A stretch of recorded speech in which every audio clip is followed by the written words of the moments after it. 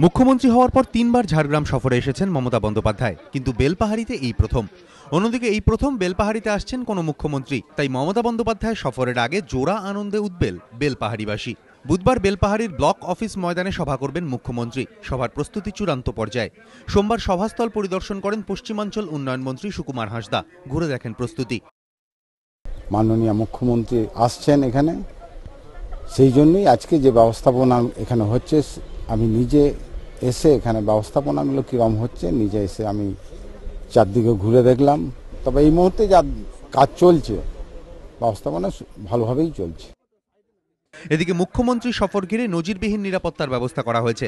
রাজ্য পুলিশের পাশাপাশি রয়েছে আধা সামরিক বাহিনীও। এদিন নিরাপত্তা ব্যবস্থা খতিয়ে দেখেন আইজি পশ্চিমাঞ্চল Gangeshwar Singh, DIG Medinipur range LM Meena সহ প্রশাসনের শীর্ষ কর্তারা। বেলপাহাড়ির সভা থেকে ফের মুখ্যমন্ত্রী জঙ্গলমহলে উন্নয়ন এবং শান্তির বার্তা দেবেন বলে মনে করছে রাজনৈতিক মহল।